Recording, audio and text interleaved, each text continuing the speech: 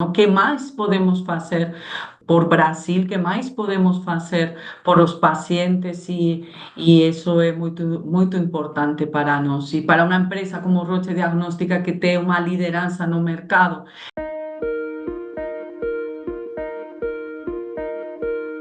Olá pessoal, começa aqui o programa Diagnóstico por Dentro do Mercado, que você que nos acompanha, né, já está com certeza, né, certo de saber que a gente entrevista, né, as mentes brilhantes, né, os grandes executivos, CEOs, diretores de empresas, justamente trazendo um lado um pouco mais humanizado para a gente conhecer não só, né, o grande líder, mas também o ser humano, né? E é uma parceria com a CBDL, Câmara Brasileira de Diagnóstico Laboratorial. Olha, hoje realmente, né, estamos muito honrados com a nossa convidada que aceitou participar do Diagnóstico por Dentro do Mercado, que é a Ana Tunion, diretora comercial de Lab na Roche Diagnóstica Brasil. Ana, que alegria tê-la aqui conosco. Sem dúvida alguma, uma honra recebê-la para conhecer um pouquinho mais dessa brilhante carreira nacional e internacional. Seja bem-vinda. Obrigada, prazer é meu de estar aqui com você, uma eminência com esse programa do diagnóstico por dentro do mercado. Muito obrigado, a honra é nossa, seja muito bem-vinda. Mas antes da gente, como eu costumo brincar aqui, tirar a pinta da Ana, a gente vai justamente receber o nosso presidente Carlos Eduardo Gouveia com a palavra do presidente. Sejam muito bem-vindos a mais um Diagnóstico por Dentro do Mercado. Hoje nós teremos o prazer de contar com Ana Tunion, da Roche, que vai nos trazer um pouco da sua história, desde a Espanha e por onde passou, e o que ela tem feito aqui no Brasil, tanto na sua carreira profissional quanto experiência de vida. Espero que vocês gostem, pois o Diagnóstico por Dentro do Mercado é aquela grande fonte de informação para o nosso mercado. Com Elias Awad à frente, nós conseguimos ter um panorama das grandes novidades, perspectivas, expectativas dos seus executivos, mas principalmente saber como o mercado tem crescido e para onde se direciona.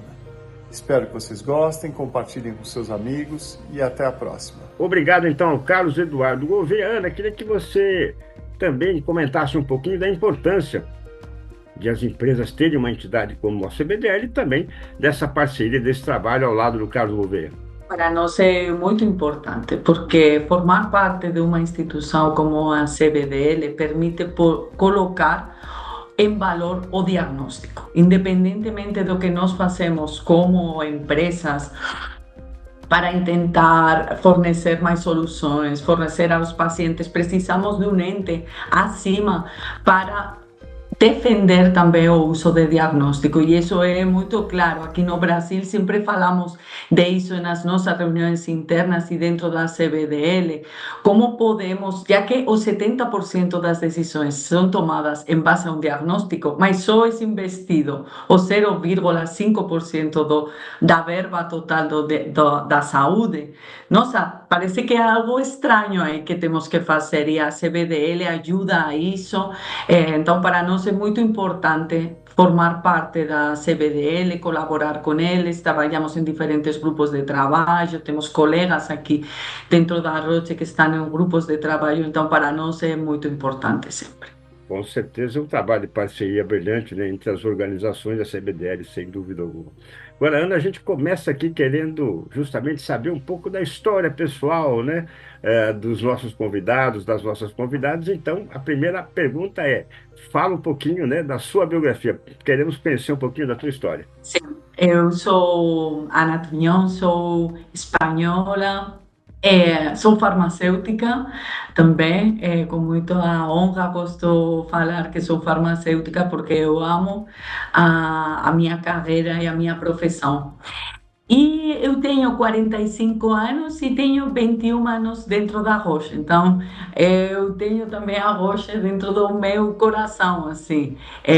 Sempre trabalhei na Roche, foi a minha primeira companhia e teve a oportunidade de explorar diferentes áreas de negócio dentro da Roche e diferentes países. Então, eu fico muito feliz também por isso. E aí eu comecei no diagnóstico, Comecei, depois fui para outra área que era diabetes, olhando mais para medical device, mais focado nos pacientes com diabetes. E aí tive diferentes posições em vendas, marketing, acesso, business development.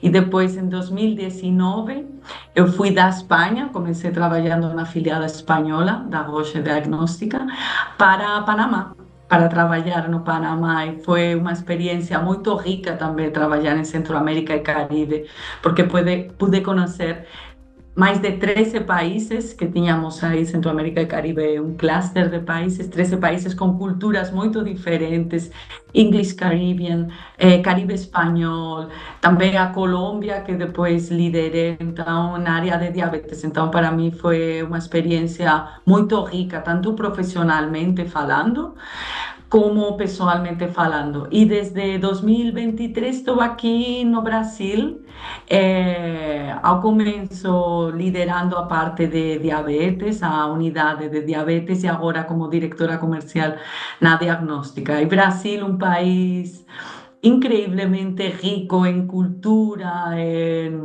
em desafios também. Então é muito rico trabalhar aqui. Você aprende muito, você cresce muito como profissional e também como pessoa. Então, estou amando também estar aqui no Brasil. Com certeza, que bacana, que bonito, né, esse depoimento que você faz. Lembrando também, né, que nessa sua experiência por Colômbia e América Central, você, né, com a tua gestão, realmente colocou, né, essa região entre as 10 regiões do mundo que mais evoluíram em vendas de produtos e soluções.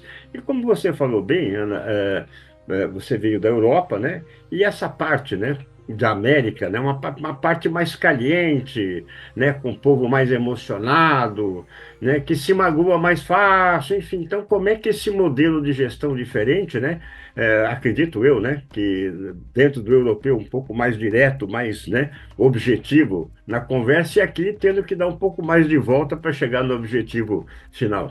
Esse jeitinho diferente, não? Total. Sim, é fundamental, não? Além disso, quando você já não só como profissional experto dentro de um negócio, sino como líder, tem que se adaptar à cultura. Então, eu sempre lembro a primeira vez que eu fui para Centro-América e Caribe, que aí coincidi também com Carlos Martins, que é o nosso presidente aqui, e ele era o presidente lá em Centro-América e Caribe, da Diagnóstica também. É, ele falou para mim: aqui é diferente, Ana, você vai ver, é diferente. E realmente é muito diferente, mas você não pode mudar uma cultura, você tem que se adaptar. Então, obviamente, eu sou conhecida por ser direta, obviamente a minha cultura ajuda nesse pragmatismo, ser direto, mas também saber me adaptar às diferentes culturas. E isso é muito potente quando você sai do seu país, é muito potente, porque além da resiliência que você tem que ter trabalhando aqui em Latinoamérica, por todas as mudanças, a incerteza e tudo mais, aprende também a trabalhar com outras culturas, e isso faz crescer como pessoa e como profissional. Sem dúvida alguma, não tenha dúvida. Muito bem colocado por você. E também, na tua abertura, você comentou que são 21 anos de Roche, né? E a Roche, que o ano que vem, 2026, completa 130 anos de trajetória, né? Um brilhante, sem dúvida, um admirável, né? Em nível mundial.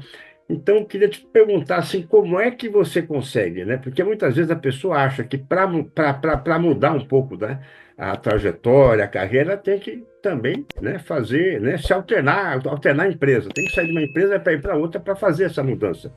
Então, como é que você consegue fazer, né, uma transformação profissional estando na mesma companhia, e como a Roche se reinventou nesses 130 anos, embora você não tenha vivido todos os 130 anos da Roche, né, mas pelo que você observa para poder realmente chegar nessa marca tão fantástica. Primeiramente, a parte de me adaptar dentro de ter trabalhado 21 anos dentro de uma empresa, a verdade, troquei de posição cada 4 ou 5 anos. Às vezes 3, às vezes 4, às vezes 5 anos, mas trocar de posição. E a beleza de trabalhar em uma multinacional assim tão grande, que tem diferentes posições, diferentes mercados, diferentes segmentos, então ter a possibilidade de mudar de posição, de aprender uma coisa nova, agora é mais marketing, é mais estratégico, agora vou estar trabalhando mais desde um olhar de acesso, agora vou estar trabalhando mais na parte comercial. Você pode crescer porque tem toda a jornada do paciente, neste caso, toda a jornada também de poder trabalhar em diferentes países, que permite trabalhar em uma multinacional e poder trabalhar também em diferentes unidades de negócio dentro da companhia. Então, acho que isso é o diferencial, porque eu também preciso da mudança, preciso do desafio. Então, acho que aí eu encontrei em Roche uma empresa que pode dar isso. E como se adaptou? Roche sempre foi e continua sendo uma empresa familiar, uma empresa muito focada também nas pessoas, mas com um DNA muito focado em pesquisa e desenvolvimento, muito focado em inovação. Somos uma das farmacêuticas que mais investe em inovação cada ano. Falando da diagnóstica, não? Nós investimos cada ano mais de 80 bilhões de reais em pesquisa e desenvolvimento. Então, essa é a forma da Roche sobreviver e se adaptar. Investir em inovação e nunca deixar de investir nisso. Perfeito, isso é um caminho fantástico, né? Tanto na linha de inovação, tecnologia, quanto qualificação também, né? São as bases, né? Sem dúvida, fundamentais das empresas. Agora, também em 2016, você iniciou, né, na divisão de diabetes, ainda na Espanha, né? Mas em 2023, chegando aqui, assumiu a presidência da Roche Diabetes. E essa é uma doença que o povo brasileiro realmente sofre com ela? Como é o perfil do brasileiro em relação à diabetes? Diabetes em Brasil é gigante. Estamos falando de uma doença massiva. Sim. São 19 milhões de brasileiros que têm diabetes. Então, falamos de uns números astronômicos e que impactam muito tanto as famílias, não? Todo mundo tem uma pessoa que tem diabetes ou conhece alguém que tem diabetes, como também o sistema sanitário. Mas as doenças crônicas impactam muito a sustentabilidade do sistema. Então, é muito importante trabalhar nisso. E aqui no Brasil, sempre você tem que ter olho no acesso, não? Obviamente, uma população tão grande que parte dela está no SUS, 75% atendida por SUS, 25% atendida por planos de saúde privados. Então, sempre tem que ter olhar, mas obviamente é uma doença que impacta muito os brasileiros por o número tão grande que tem e o que impacta no sistema sanitário. Sem dúvida, e você, inclusive, fez uma declaração, né, abre aspas, os sistemas de saúde mais robustos mundialmente destacam-se por sua atenção primária forte. E no Brasil, praticamente metade da população sofre, né, com problemas sanitários. Claro que nós temos aqui, né, uma extensão territorial de mais de 8 mil milhões de metros quadrados, é muito grande, né, mas a gente tem isso, infelizmente, né, como um problema sério, ainda a ser vencido, mais longe ainda dessa vitória, né? Como você pode explicar um pouquinho mais para a gente, né? O que seria essa atuação primária forte nessa área? É muito importante, por quê? Porque quando falamos de 19 milhões de pacientes, não há sistemas sanitários terciários, hospitais especializados que aguantem isso. Você precisa da atenção primária, você precisa de médicos menos especializados para atender um volume tão grande. Quando falamos de endocrinologistas aqui no Brasil, estamos falando de 7.000 endocrinologistas do Brasil. Então, isso, obviamente, não atende a população. Então, aí a Roche está muito bem preparada, porque a Roche trabalha tanto no setor privado como no setor público. Nós atendemos mais de 50% das prefeituras do Brasil, disponibilizando sistemas de automonitoreo e autocontrole para os pacientes com diabetes. E além disso, essas são feitas através das as unidades de atenção básica e tudo mais para suministrar esses insumos e ter um controle desses pacientes com diabetes. E além disso, nós temos soluções como soluções digitais, como temos aqui, por exemplo, na Prefeitura de São Paulo, temos uma solução que o seu nome é Subcontrole, que trabalhamos com soluções digitais que ajudam aos pacientes com diabetes a ter um melhor controle, a prefeitura a ter um gerenciamento mais populacional desse volume tão grande e aos clínicos também a tomar decisões em quanto ao tratamento e ao acompanhamento desses pacientes. Então, eu acho que muitos anos de trabalho, também trabalhando na Europa com sistemas de atenção primária para desenvolver também ferramentas que ajudem a esse gerenciamento populacional, que é o que merece uma patologia crônica como a diabetes. E essa parceria PP, né, que a gente chama público-privada, é fundamental, né, ainda nessa luta, né, para se vencer esse problema do sanitarismo, não só brasileiro, mas, né, enfim, né, numa linha mundial. Aliás, né, entrevistamos recentemente o nosso querido Vitor Muniz, também da Roche, né, que está na África, né, e ele também trouxe um pouco, né, desse panorama que se vive lá, né, a África, infelizmente, né, sempre que tem uma virose, alguma coisa ali, rapidamente, né, se difunde, então isso também é bastante complicado, né, Ana? Isso é muito complicado. Aí as doenças infecciosas é um foco da nossa companhia. Por quê? Porque não só na África, em muitos países, as doenças infecciosas impactam muito a população, não? E aqui falamos, por exemplo, do SUS, que tem o programa de HIV, de se teneje diferentes vírus. ¿Por quê? Porque é muito importante para um sistema sanitário forte ter esses planos de cuidado para doenças infecciosas. E para nós, doenças infecciosas é um foco muito, muito importante. Agora acabamos de lançar um novo teste para a hepatite C e lançamos o ano passado um novo teste também para a hepatite C, HCV Duo, que permite ter uma janela ou orientar ao médico em uma janela imunológica mais ampla, não? Porque tem antígeno e anticorpo. Então, sempre estamos inovando e desenvolvendo na área de infecciosas, que é um dos nossos pilares quando nós falamos das doenças que temos mais foco, porque o portfólio é tão grande que precisamos um pouco de foco.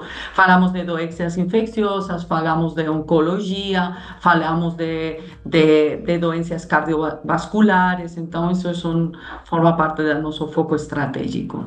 Perfeito. Bom, já dá para ver que a sua agenda é intensa, né? A responsabilidade é enorme, mas mesmo assim, né, me encantou ver isso, né?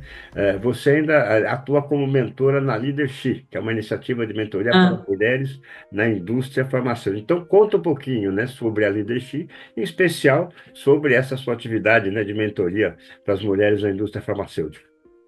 claro, eu amo. E quando eu cheguei aqui no Brasil, através de uma colega também espanhola, que era presidente aqui de uma companhia farmacêutica, ela me apresentou dentro deste grupo que é Leadership, que é um grupo de liderança feminina dentro de farma, dentro da indústria farmacêutica e a indústria diagnóstica. Então, eu tenho muito honor de pertencer a este grupo. É um grupo muito ativo que tem diferentes frentes.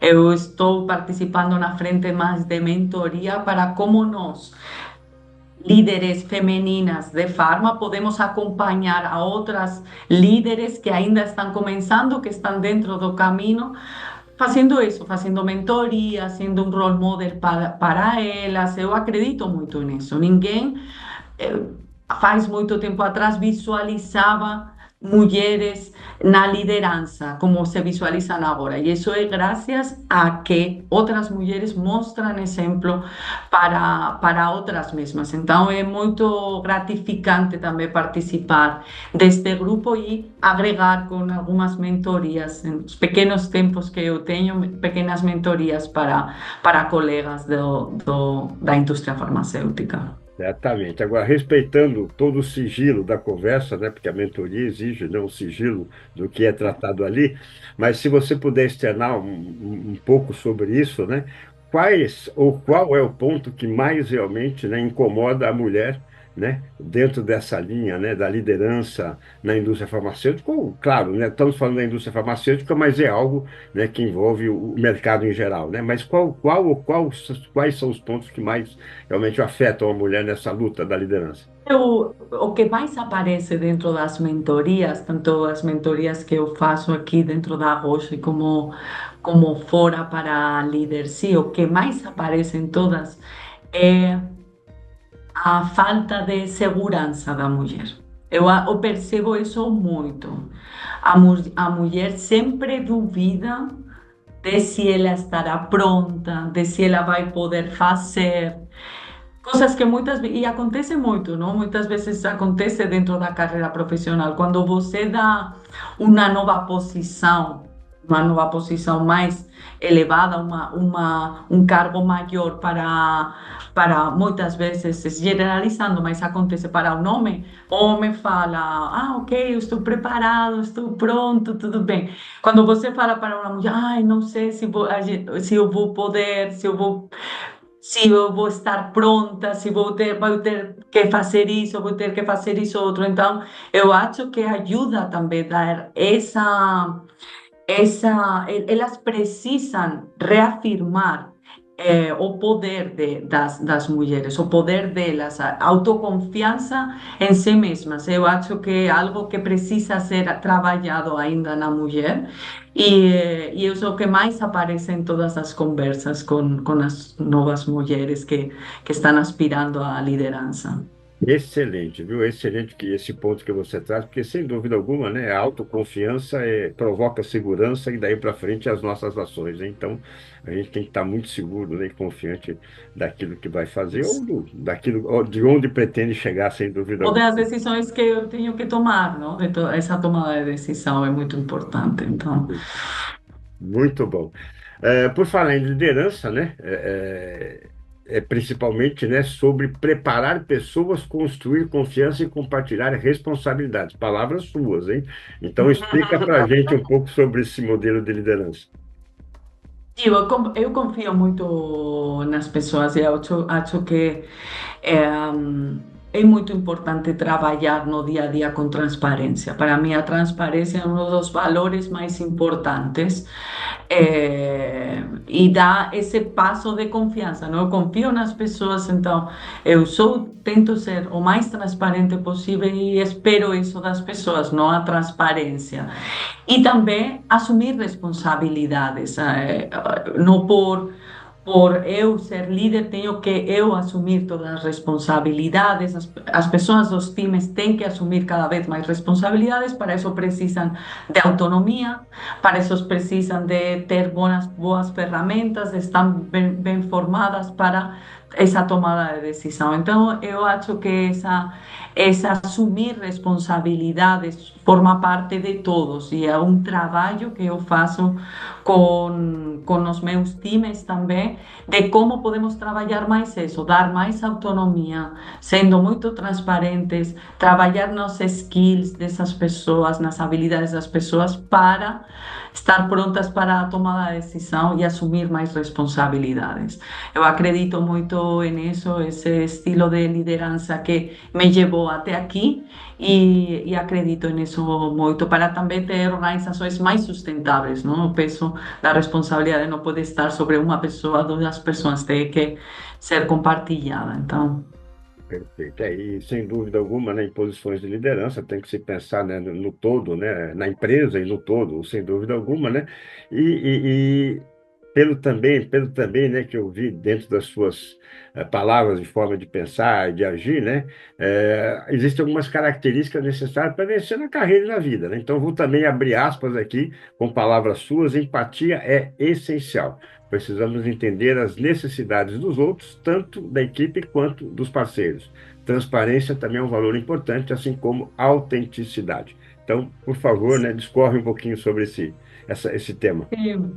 transparência eu já falei, mas o tópico da empatia, não entender as necessidades e tanto internamente como dos clientes, não? E isso, nós vivimos isso no dia a dia, não? Fazemos muitos projetos aqui no Brasil de tipos de parceiros, clientes muito diferentes, ou seja, ao mesmo tempo estamos presentes em Apivida, que é um integrador verticalizado muito diferente, como os Megalabs, um DASA, um Fleury, um DB, ou como un Einstein, un Sirio, un Saving, agora recentemente que acabamos, para atender as necesidades deste cliente. O mais importante é escutar o que esse cliente precisa, que provavelmente vai ser muito diferente uns de outros. E a gente trabalha muito isso também, com, tentando fazer cada vez mais venda consultiva, tentando aproximar-nos mais aos nossos clientes para entender as suas necessidades.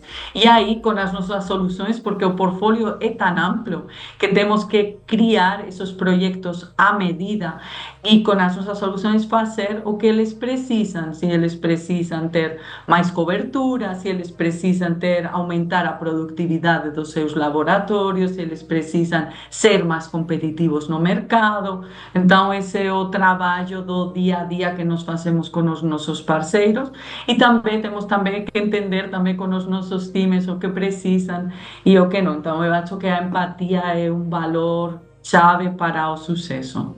Sem dúvida, e você trouxe bem, né? Claro, a empatia é se colocar no lugar do outro, mas também de uma outra organização, né? Com a qual você É. tem um relacionamento comercial, profissional, sem dúvida alguma. Agora, Ana, outro ponto assim também que chama bastante atenção, até porque você defende isso publicamente, né? Muitas vezes o sucesso incomoda, né? E incomoda às vezes mais dentro de casa do que fora, né? Porque muitas vezes isso pode criar um atrito entre um casal e tudo mais. E você destaca um modelo, né, de familiar, que eu vou até pedir para você explicar e não eu explicar, né, que é um modelo de sucesso justamente, né, preservando o destaque da mulher empreendedora. Sim, não, total, total. Eu sempre falo disso, porque eu sou casada com o meu marido, Miguel, tenho dois filhos, a Maia e eu. É, então, aí é uma decisão também de casal, uma decisão, uma escolha familiar, não? Quando você aceita um trabalho, é uma decisão pessoal, mas também é uma decisão que impacta a família como um todo. Então, sobretudo quando você decide morar fora, ou você decide aceitar uma proposta de trabalho fora do seu país, que foi o nosso caso. Nós aceitamos a primeira posição fora, foi no Panamá, como eu falei, em 2019. Então, aí é uma decisão da família como um todo. Os nossos filhos eram pequenos aí, então fomos nós que decidimos fazer essa mudança. E aí, meu marido é economista, ele trabalhava num banco, e aí meu marido decidiu deixar o seu trabalho para acompanhar a minha carreira profissional. E é assim como nós organizamos, e é assim como ele apoia todas as minhas decisões. Tomamos decisões também em conjunto que afetam a família, e assim é como eu consegui crescer também. E sempre tenho que falar isso, porque eu consigo crescer, eu consigo estar focada no meu trabalho, porque eu tenho um meu marido que ele carrega todo o resto, que é muita coisa, não? As mulheres e os homens temos muita coisa atrás, além do trabalho. Temos filhos, temos casa, temos responsabilidades. Então, ele carrega parte dessa área da minha vida, e eu assim posso focar no trabalho quando preciso. Então, eu fico muito tranquila quando eu tenho uma viagem para fora, uma viagem para visitar um cliente, uma viagem para uma reunião internacional, porque eu sei que o meu marido está com os meus filhos. Então, é um modelo de família que nós encontramos viável, não? Existem diferentes modelos, e um deles, e assim é como eu consegui crescer também profissionalmente, falando com esse consenso e essa harmonização da minha família como está agora. Com certeza, e parabéns a você e ao Miguel, né, pelo belo exemplo. Deve ser seguido por pessoas que acompanham o nosso programa e que muitas vezes estão vivendo, né, uma situação similar, parecida. E as crianças se adaptaram super bem nessas mudanças de país. as crianças se adaptam muito bem, não? As crianças se adaptaram muito bem, as crianças.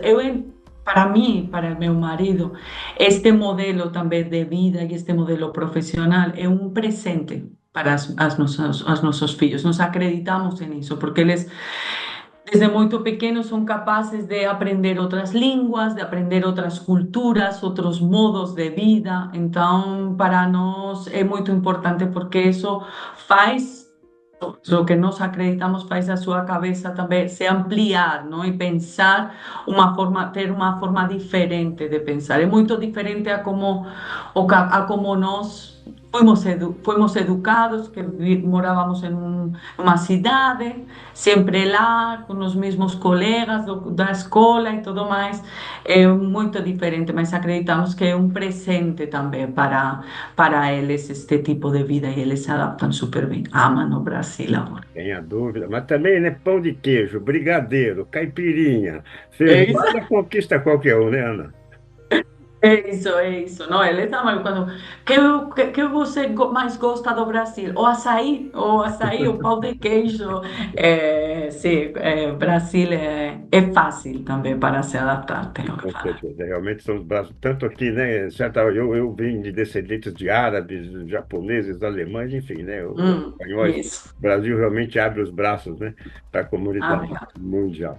Ana, olha, que delícia de papo. Estamos muito felizes de recebê-la, conhecer um pouquinho mais da tua brilhante trajetória. Muito obrigado por compartilhar com a gente. Mas a gente gostaria, você já deixou aqui parte do teu legado, mas que você deixasse uma mensagem final também para quem nos acompanha. Não, eu gostaria de falar um pouco de também a nossa missão aqui como Roche Diagnóstica no Brasil, de trabalhar tanto no sector público como no sector, no acesso, trabalhar no sector público e, portanto, trabalhar o acesso além do sector privado. Nós temos muita honra de falar que temos grandes projetos no, dentro do sector público aqui no Brasil, com o Ministério da Saúde. Estamos trabalhando todo um plano também. Trabalhamos também para HIV, diferentes testes de carga viral e agora também com a incorporação da HPV, que achamos que são mudanças que vai incorporando o Brasil e somos muito felizes de estar acompanhando também o mercado brasileiro nesse sentido, não? Além de projetos grandes que fazemos no sector privado, que também são muito importantes para nós trabalhar as duas frentes, não? Trabalhar a parte do sector público com todas as soluções que nos brindamos e trabalhar a parte do sector privado é algo onde nós acordamos cada dia pensando nisso, não? Que mais podemos fazer por Brasil, que mais podemos fazer por os pacientes e isso é muito importante para nós. E para uma empresa como Roche Diagnóstica que tem uma liderança no mercado, eu acho que é importante sempre ter um pensamento no sector privado e um pensamento no sector público também, para trazer mais soluções inovadoras para o Brasil, não? Que também é a nossa função aqui. As soluções inovadoras não só têm que estar na Europa, também têm que vir para o Brasil, porque o brasileiro também merece ter a inovação aqui. Então, e temos parceiros muito fortes que são capazes de gerenciar essa inovação muito bem. Então, é isso. Muito bom. E olha, com esse seu fechamento reforça aquilo que a gente defende aqui, que a cada programa, conhecendo os gestores das grandes empresas, nós ficamos muito tranquilos, né? Porque observamos que toda a preocupação de vocês somos nós, né? A população, os pacientes, então isso nos deixa cada vez mais tranquilos. E olha, Ana, parabéns pela tua história, pelo teu legado, pelos teus valores, certamente, né? Deixou uma mensagem muito importante para todos nós. E use e abuse do nosso programa aqui, Ana. Seja bem-vinda Tá bom? sempre. Obrigada. Um prazer. Prazer, Igualmente. Elias. Igualmente. Hoje recebemos aqui Ana Tunion, diretora comercial de Lab na Roche Diagnóstica Brasil. E você já sabe, inscreva-se no canal, dê o seu like, ative o sininho, compartilhe os nossos programas, porque o diagnóstico por dentro do mercado foi feito para você. Obrigado então e até o próximo programa. Tchau, pessoal.